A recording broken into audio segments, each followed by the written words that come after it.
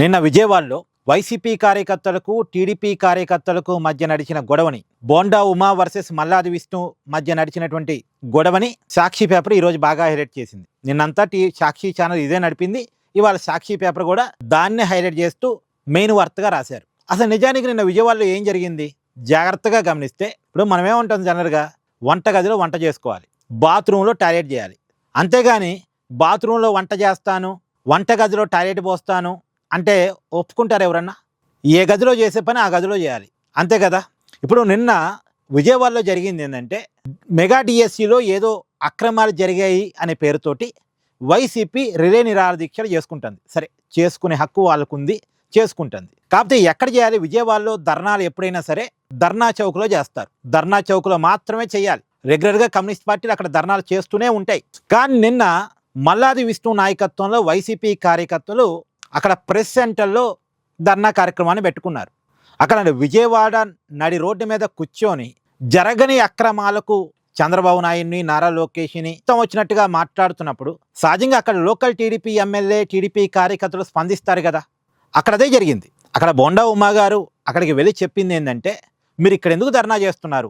మీరు ధర్నా చేయాల్సింది ధర్నా చౌక్లో చేసుకోండి. అక్కడికి వెళ్ళి ఒకవేళ ఇక్కడే చేస్తామంటారా? ఆధారాలు చూపించండి మెగా డిఎస్సిలో జరిగిన అక్రమాలకు అని అడిగారు. దానికి ఆధారాలు లేవు. ఆధారాలు ఉంటే కోర్టుకే సబ్మిట్ చేసేవాళ్ళు కదా. కోర్టు కూడా అడిగింది, ఇప్పుడు 2-3 సార్లు అడిగింది, మెగా డిఎస్సిలో అక్రమాలు జరిగాయి అంటానికి ఆధారాలు చూపించమని కోర్టు ఇప్పుడు 2-3 సార్లు అడిగింది, ఆంధ్రప్రదేశ్ హైకోర్టు. ఇప్పటికీ వైసీపీ ఎమ్మెల్సీకి వాళ్ళు వేసిన పిటిషన్ విషయంలో 2 సార్లు ముట్టుకాయలు వేసింది ఆంధ్రప్రదేశ్ హైకోర్టు. ఆధారాలు లేకుండా పిటిషన్ దాఖలు చేస్తారేంటి అని. పైగా నారా లోకేష్ గారు జగన్మోహన్ రెడ్డికి ఛాలెంజ్ విసిరారు, మెగా డిఎస్సిలో అక్రమాలు జరిగి ఉండుంటే బహిరంగ చర్చకు రమ్మని. అంటే జగన్మోహన్ రెడ్డి గారు బహిరంగ చర్చకు వెళ్ళరు, ఆధారాలు చూపించరు, కానీ ఆరోపణలు చేస్తూ ఉంటారు, అది కూడా నడి రోడ్డు మీద కూర్చొని. దీన్నే బోండా ఉమా గారు క్వశ్చన్ చేశారు. పైగా మీరు ఏదన్నా ధర్నా చేయదలుచుకుంటే ధర్నా చౌక్కి వెళ్ళి చేసుకోండి డెమోక్రసీగా అని చెప్పారు.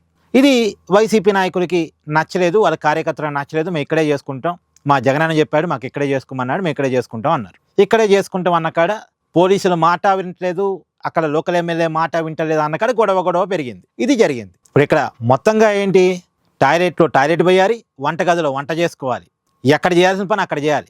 ధర్నా చౌక్లో ధర్నాలు చేస్తే తప్పులేదు. ఇప్పుడు రోజు కమ్యూనిస్టులు చేస్తున్నారు, వాళ్ళ మీద ఏమైనా దాడులు జరుగుతున్నాయా? మొన్న మధ్యనేగా అంగన్వాడీలు ధర్నా చేశారు, ఏమైనా దాడి జరిగిందా? జరగలేదుగా. ఆందోళన చేసుకున్నారుగా అంగన్వాడీలు. అంతకుముందు ఉద్యోగ ఉపాధ్యాయ సంఘాలు కూడా ఏదో ధర్నా చేశాయిగా, చేసుకోగలిగారుగా వాళ్ళ జేఏసీ నాయకత్వంలో. కానీ ఇక్కడ రెండోది ఏంటంటే, మెగా డిఎస్సిలో అక్రమాలు జరిగి ఉండుంటే ఎవరు చేయాలి ఆందోళన?